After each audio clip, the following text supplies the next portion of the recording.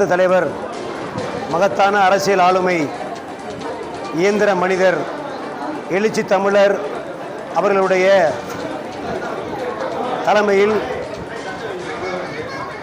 June மாதம் 14ஆம் தேதி நடைபெற இருக்கிற மாபெரும் மதச்சார்பின்மை காப்போம் என்கிற அந்த பேரணிக்கான மாவட்ட செயற்குழு கூட்டம் இன்றைக்கு சிவகங்கை வடக்கு மாவட்ட தலைமை அலுவலகத்தில் நடந்தது. சிறப்பாக நடந்தது.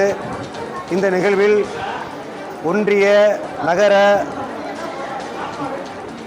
மாவட்ட, மாநில துணைநிலை அமைப்புகளுடைய பொறுப்பாளர்கள் மற்றும் மகளிர் விடுதலை இயக்க பொறுப்பாளர்கள், இளைஞர்கள் எழுச்சி பாசனுடைய பொறுப்பாளர்கள் அனைவரும் கலந்து கொண்டு தலைவர் தலைமையிலே நடக்க இருக்கிற அந்த மதச்சார்பின்மை காப்போம் பேரணிக்கு மிக திரளாக 100 வாகனங்களில் அணிவகுத்து திருச்சியை திணறடிப்போம் என்கிற அந்த உறுதிமொழியை இன்றைக்கு நாங்கள் ஏற்றிருக்கிறோம்.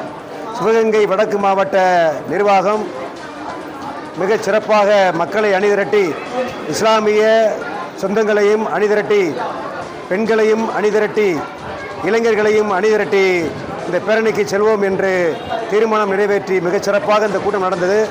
அதன் தொடர்ச்சியாக நம்முடைய வேப்பங்குளம் அருமை அண்ணன் கவிஞர் அன்புதாசன் அவர்கள் எழுச்சி தமிழர் அவர்களை பற்றி வெப்ப நதி என்கிற பெயரிலே தலைப்பிலே ஒரு கவிதை நூலையும் வெளியிட்டார்.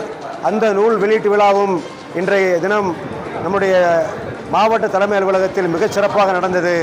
அத்துணை தோழர்களுக்கும் சிவகங்கை வடக்கு மாவட்டத்தின் சார்பில் நெஞ்சம் நிறைந்த நன்றியை உங்களுடைய பொற்பாதங்களில் காணிக்கையாக்குகிறேன். நன்றி.